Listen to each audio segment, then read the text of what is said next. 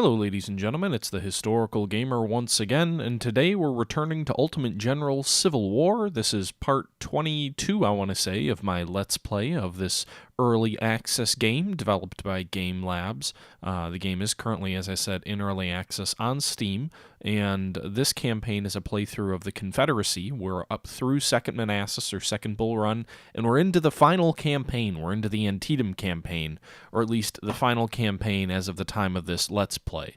The game has released Fredericksburg, which expands the campaign further into 1862, late 1862, and they've also announced that a Stone Mountain, I believe it was, is coming out very shortly, so that may be out in a couple of days, and that battle will bring us back to the Western Theater to a rather significant engagement that doesn't get a lot of hype, and not many people seem to know about. It seems to be the forgotten major engagement in the Western Theater.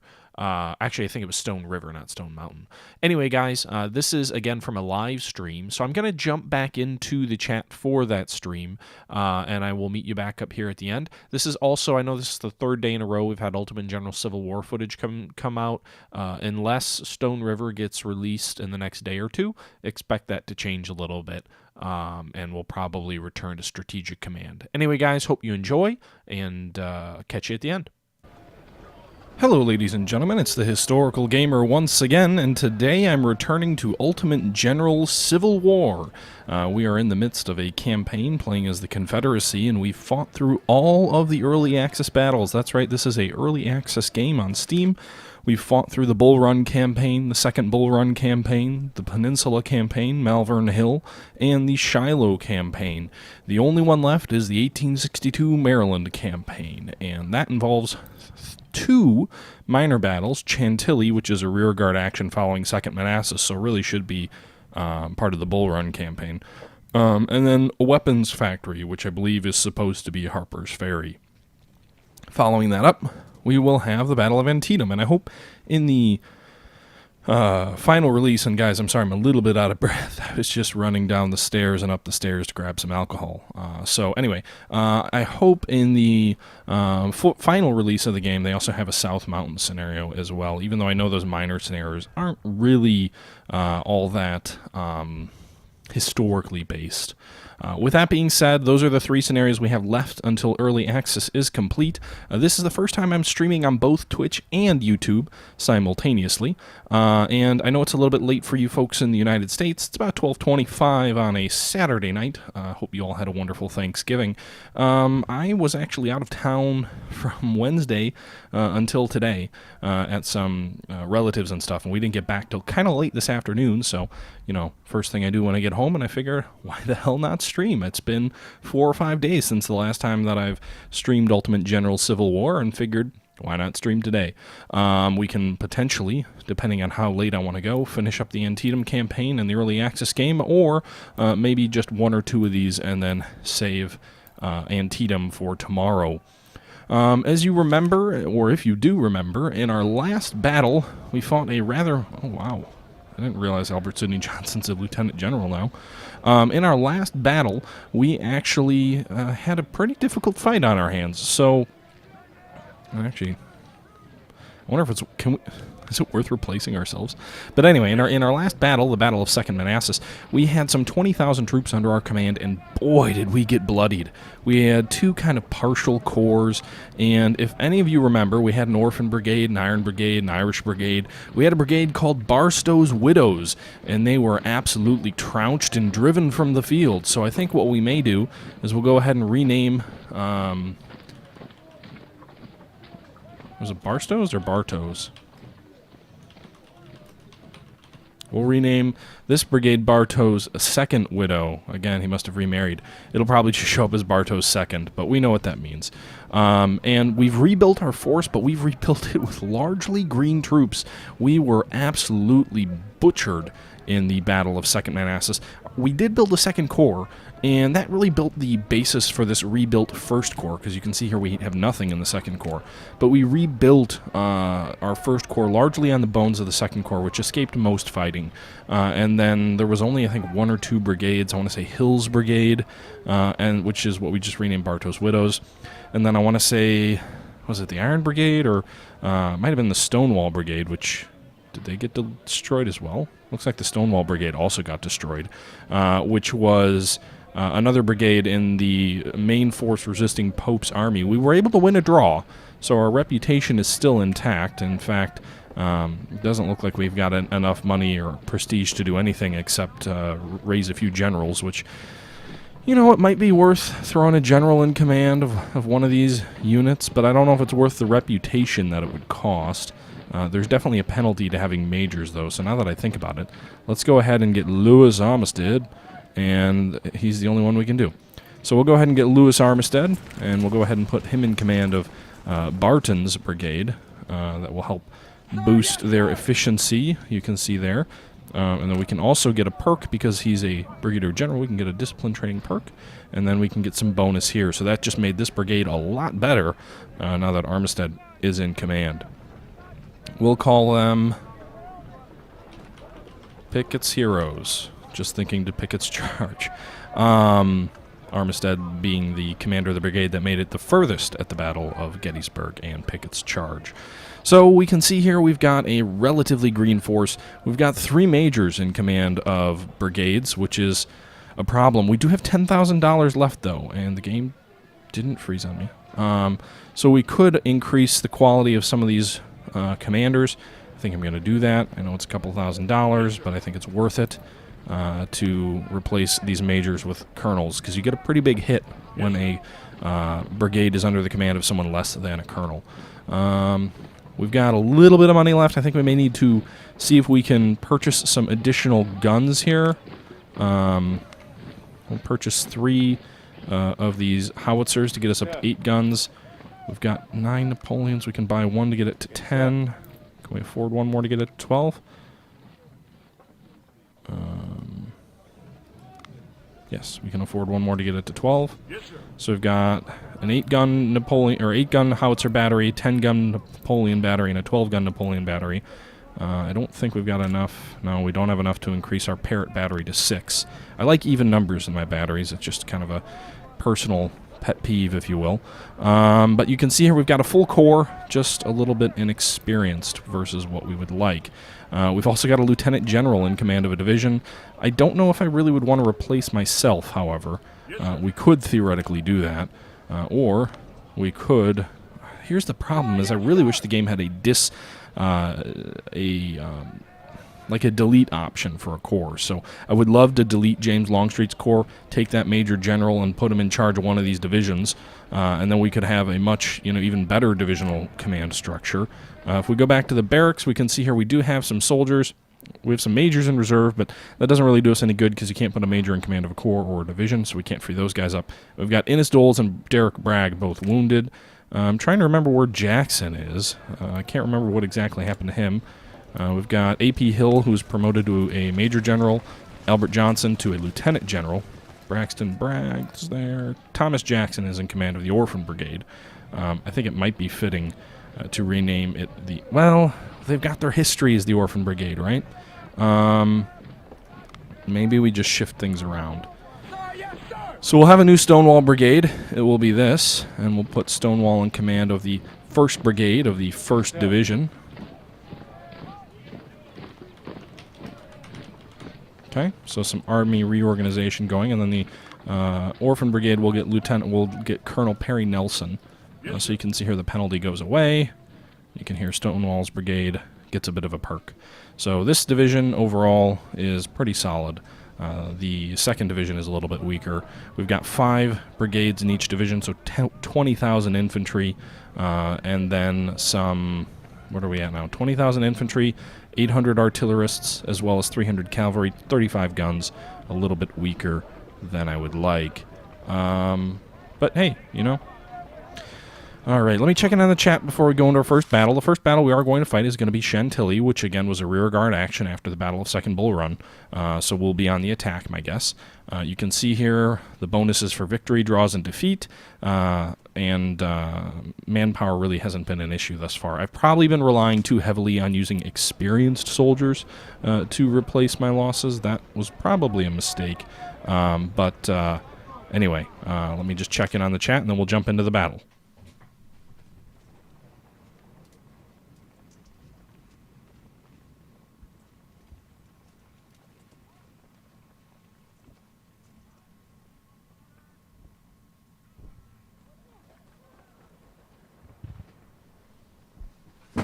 I'm a goner. All right, folks. Well, thanks for the vote of confidence. We'll go ahead and jump into the Battle of Chantilly and see what happens.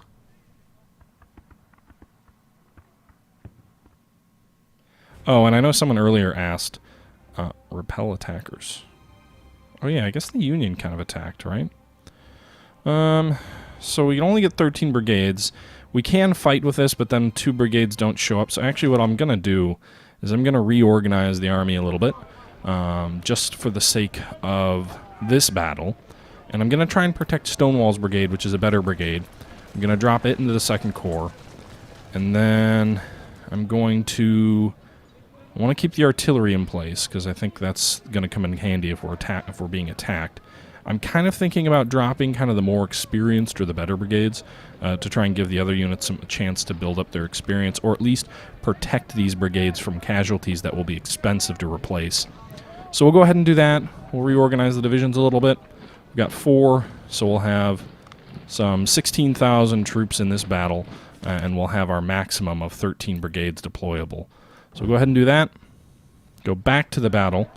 You can see here, after the Second Bull Run battle, the Federal Army is reforming its forces at Centerville. You're on a mission to lead a part of your army around the Yankees' right flank. Get behind the Union position and cut off their line of retreat.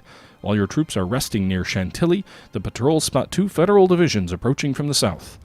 There you go. Now we've got the maximum number of brigades in force, and we'll go ahead and move forward toward the attack.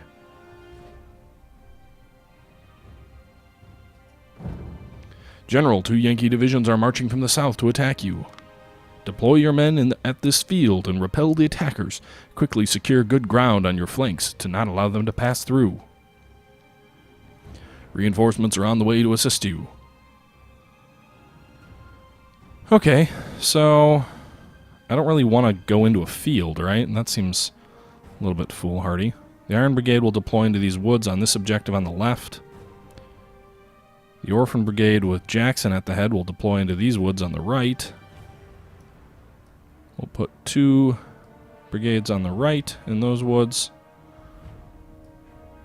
We'll put 2 brigades on the left. We'll probably leave 1 here in these woods as kind of a reserve. And it doesn't look like we have any artillery at the start. So we'll keep our supply wagons in the woods, as well as ourselves. And... yeah, if they had given me a defensive position, then sure, I would defend here. But this is an open field. That seems a little bit foolhardy. It does look like we could deploy some artillery, actually. So if we were to pull one of these brigades out, let's try pulling out Price. We could go and put some artillery here, which I think I actually will do. So the artillery will have good range, or a good line of fire. We'll leave these guys in the woods. How's their cover? 49... huh. Maybe we actually... let's try this. They'll still have a good line of sight over here, right? But it doesn't look like their cover is any better. These woods aren't that thick, so if they're going to get 49 over there, might as well put them where they've got a clean field of fire. And then I think we'll pull... well, we'll leave the 1 artillery battery. Which one is this, by the way? 8 guns, 8 howitzers. Let's pull them out. Let's go with the... there's a 12-gun battery there, so we'll go ahead and put these guys in here with their Napoleons. And I think that's what we'll start with. So we'll go ahead and here, we'll start the battle. We'll quickly pause. Oh, you do get defensive terrain. Okay. So we'll go ahead and deploy these guys forward. In that case, would have been great to know that ahead of time, you know? Iron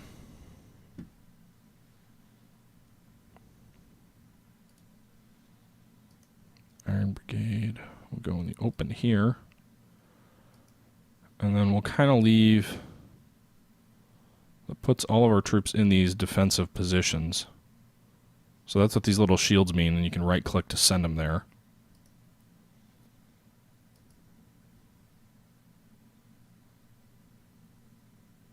Okay. Maybe we just leave one of these guys back as a reserve. We'll actually move Buford forward. We'll have Bartow's... we'll have Bartow stay here. I should have gotten more artillery. I didn't realize these were... if I had known that there were actual defensive hexes, I would have loaded up on artillery. We'll keep some troops in reserve because I don't want to race too many forward out of the woods.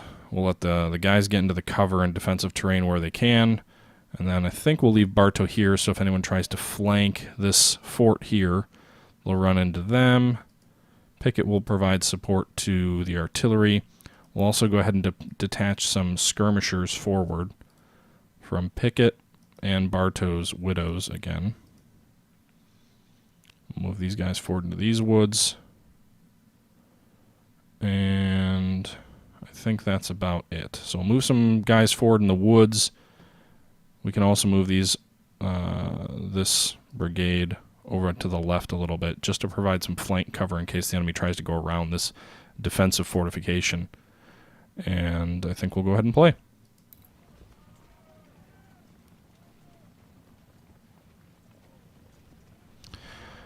Guys, I had the skirmisher brigade. It got destroyed, and I haven't, I've been really struggling to maintain a coherent force with all the casualties that we've taken.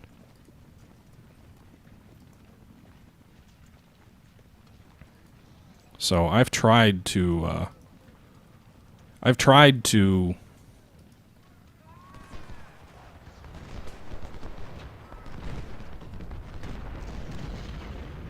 maintain a balanced force. It just hasn't happened.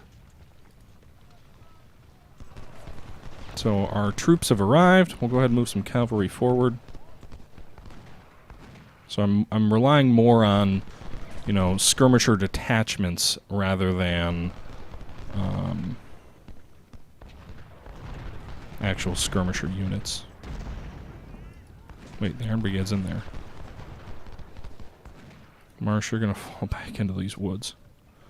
And then I guess we just got to kind of make sure they don't go around our defensive positions at the end of the day.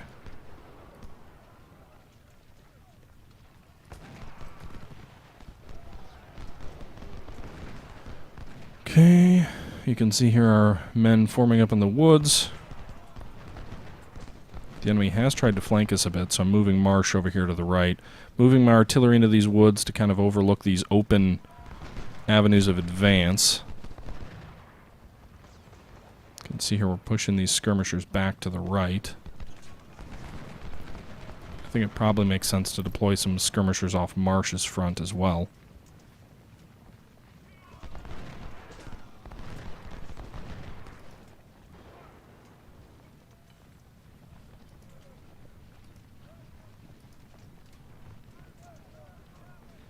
Looks like the Federals are on the way.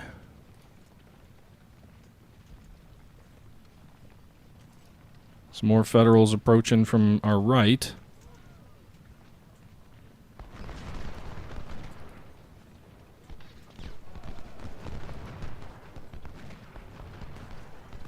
Wish I could get these guns into position faster.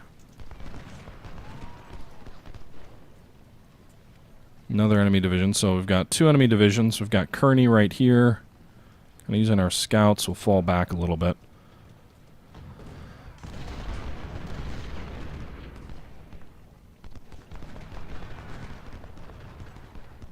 I think we'll move our cavalry over to our left. Kind of suspected the enemy might try and go around our left. They may also try and go around our right, so again, we'll form these guys up in a way that allows us to cover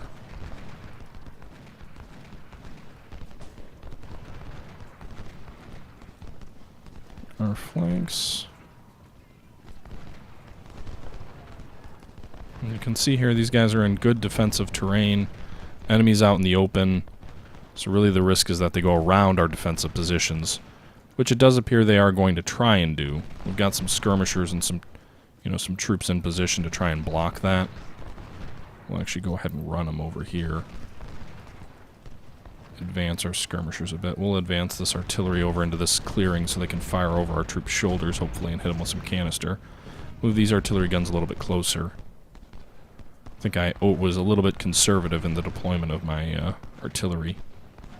I'm not very good with deploying artillery, if you guys haven't noticed from previous episodes.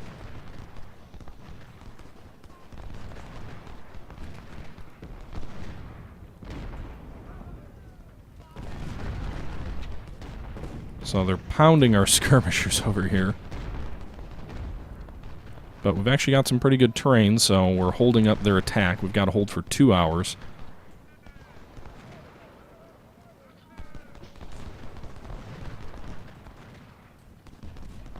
If they do try and attack this center fort, though, they're going to be being hit from both flanks.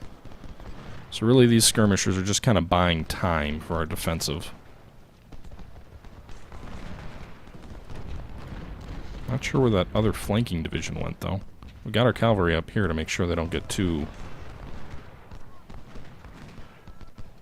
adventurous.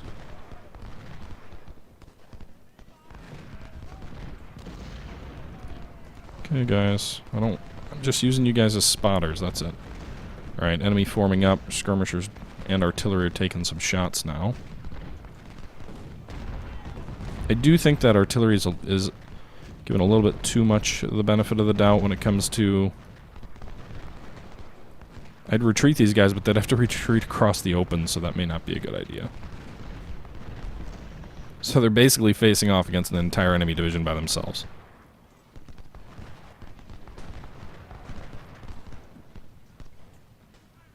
I wish I could stretch this unit out. Like if I wanted to make a thin line. But overall, our skirmishers are doing their job, despite losing pretty heavy casualties. Orphan Brigade doing its job.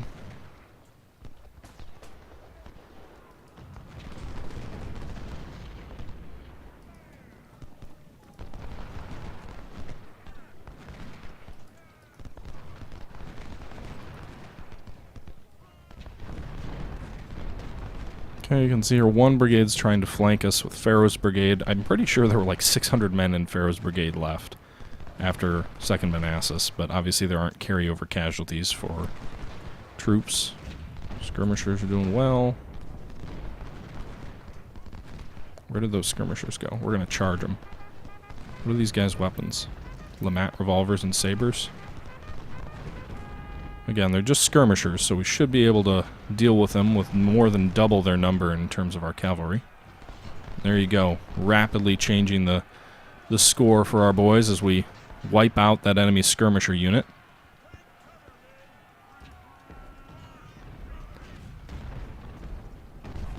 Pickets here on our artillery here should prevent Pharaoh from doing too much.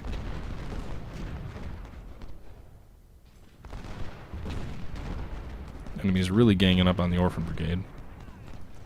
Well, they've got pretty damn good weapons. Doesn't seem like they're putting too much volume of fire out, though.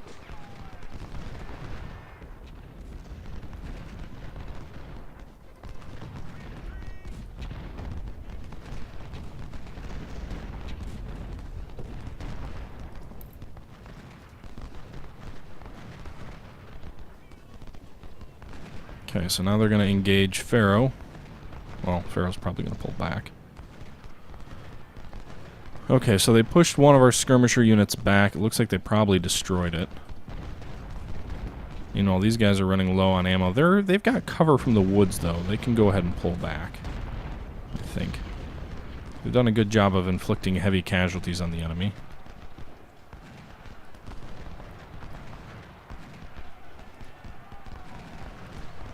Okay, so we're in a melee. Looks like our boys are retreating. We've got the little white flag or white blinking, which usually indicates that they're withdrawing.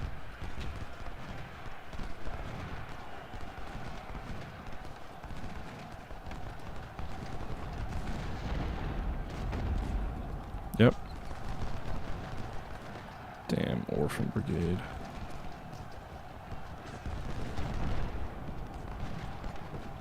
We're pulling Marsh out. Does expose his rear. But we're putting him back in these fortifications. We're using the Orphan Brigade to replace him on the rear since they pulled out, but right back to where they were. Pharaoh's getting hit from, I mean, hopefully pretty hard. Alright, fire your damn canister into these men. I guess the woods kind of degrades the impact that canister has. There's another charge coming. I'm going to pull Price out. Move him around this way, because it doesn't seem like there's a ton going on our left. Or, yeah, it would be our left. Looks like we've routed Bernie. Chu is retreating, though. Got to get him back into these fortifications as quickly as possible. I don't have another brigade there to take the slack. I guess we can put the orphans back. As Chu retreats. Fortunately, Bernie's retreating. It looks like they don't have forces to immediately take possession of those forts. We've still got our guns here. Okay, the Orphan Brigade has taken ownership of these defensive fortifications.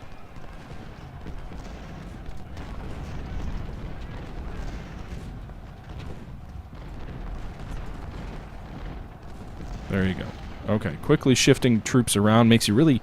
The game kind of makes you feel like Lee in that regard, in that, you know, in a lot of the battles, the Confederates, especially really Second Manassas, is kind of the key one there. Is, you know, Lee was a hero for the way he shifted his troops around and always, you know, was able to not anticipate an enemy, but, you know, deal with rapidly changing forces. And not so much Lee, like Jackson would do it, and less Longstreet, but just the ability to constantly adapt to new pressures and kind of not foresee, but really react.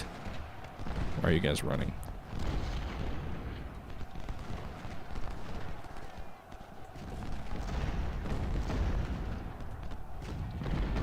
Okay.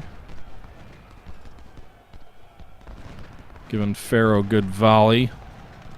I know I probably shouldn't have advanced out into the open like that. Enemy's charging us. Come on, guys. Reload and get a clear volley in. There you go. Right point blank. Fire. Fire! Yeah! There you go. Rout those bastards. Alright. Here's where the real fight's going, in these woods. How's the Orphan Brigade doing?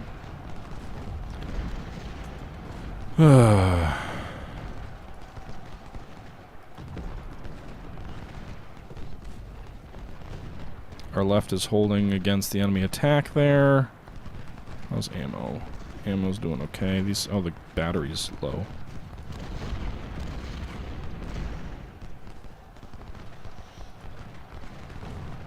Okay. There you go. Pharaoh's routed. Pickett's heroes. 43 casualties inflicted, over 500 on Pharaoh, who's falling back. His skirmishers have also done wonderfully. So, that enemy flanking column is more or less done for. I don't need Pickett out in the open, though.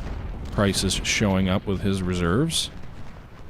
Iron Brigade's doing its job, pouring fire into the flank of these troops as they continue to advance on the Orphan Brigade.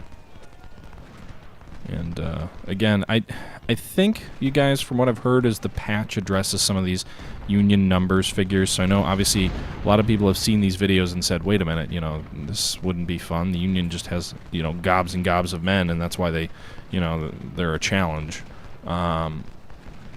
In general, I think it addresses that. I mean, a lot of these battles, the Union did have a substantial manpower advantage, but outside of just that, you know, I think the game is also trying to address it so it's not quite so pronounced.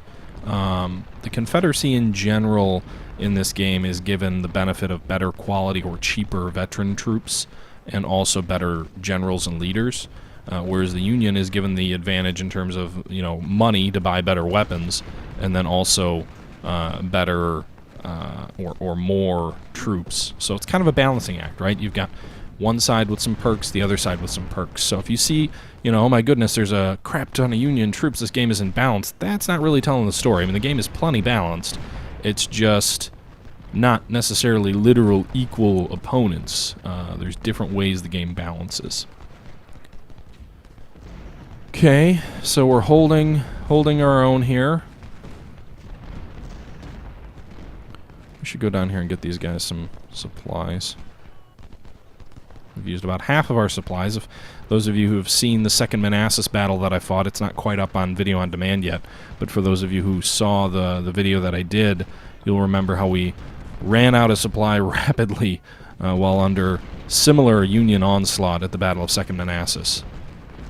And as I was saying, the numbers patch that went in, I think there was a patch that went in, but I don't think it's retroactive to previous saves, so I'm still running off the original version of the game, the one that, you know, came out launch day, 0.66 or whatnot.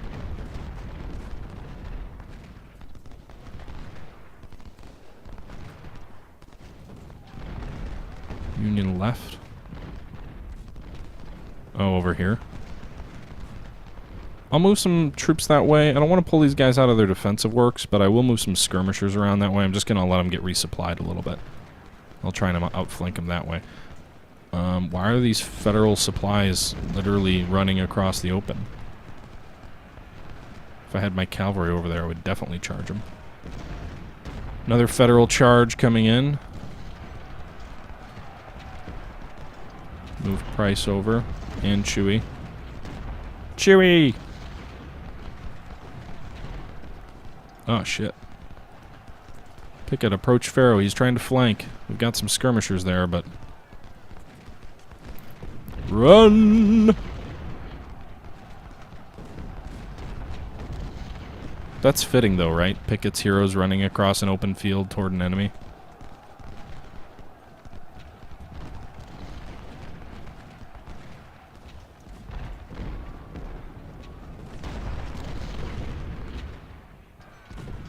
I don't know if these guys can shoot. It doesn't look like these guys shoot at these guys, because there are troops in front. Their skirmishers are... I don't know if they're retreating, but... Yeah, it doesn't look like Price's troops can shoot because there are these Yankees in front, but at the very least, if they do fall back, they'll be able to quickly...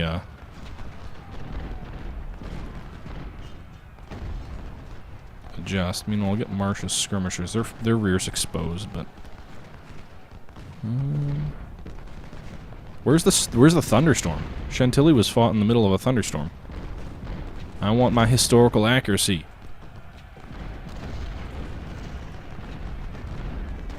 The Union zombie charge of Birney. Kearney's coming forward with it. Maybe we'll get him. Like the Kearney and... Was it Kearney? He was killed, and who was the other general killed in this battle on the Union side? Oh, nice. Now that they're in melee, they can shoot at him.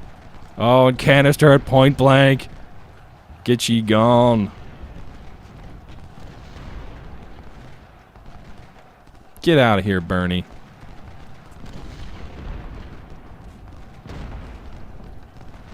Another volley at point blank range on the flank. So Pharaoh is flanking him. We got Marsh. Pharaoh's flanking Marsh, but we're going to bring Marsh's skirmishers in behind Pharaoh. Well, it looks like they're pulling back. What are these guys doing for ammo? Our troops seem to be fixed for ammo okay. Another federal charge. Man, this game loves to make you sit on the edge of your seat in suspense. I will say that, you know, when it gets to Antietam, I don't think I've got the manpower to withstand a federal onslaught like this.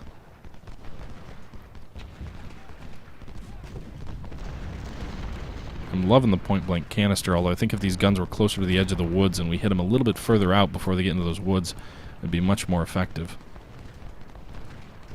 Orphans are inflicting a lot of casualties on the enemy. Alright, and actually, I don't know why. Let's bring Chewie over here. Pickett and Marsh can deal with Pharaoh, who's now below their strength, but I'm going to bring Chewie in on the federal right and try and flank Christ's force. If they turn to face us, then Marsh can hit him in the flank. Otherwise, Chew should have an exposed look at the enemy flank. Poe may march to his... Oh, battle's over. Alright, well, let's get out of here before we lose any more casualties. We got one volley in on him. Let's get out of here before we lose any more casualties. You can see a victory at Chantilly. We lost about 1,500 men, so that shouldn't be too difficult to replace. 1,500 men is not much. We did lose 3 guns. Did we seize anything? We rescued 2 guns, so we really only lost 1. We also captured some 2,500 enemy Springfield rifles, which will come in handy. Colonel Perry Nelson was promoted to Brigadier General, which is good. Overall, the enemy lost over 8,000 men, so better than 4-1 casualties inflicted in this battle. A very successful fight, if I might say so myself. All right, and that will do it for episode 22 of my Ultimate General Civil War Let's Play that we're playing through the campaign game from the side of the Confederates. A very significant victory at the Battle of Chantilly. Just a couple of fights remaining until the series comes to a close as Antietam is fought through. Hope everybody's enjoying the series thus far. Please feel free to leave comments in the description below, and if you have any questions, go ahead and shoot those over as well. But until next time, guys, this is the Historical Gamer saying thank you for watching, and I'm out.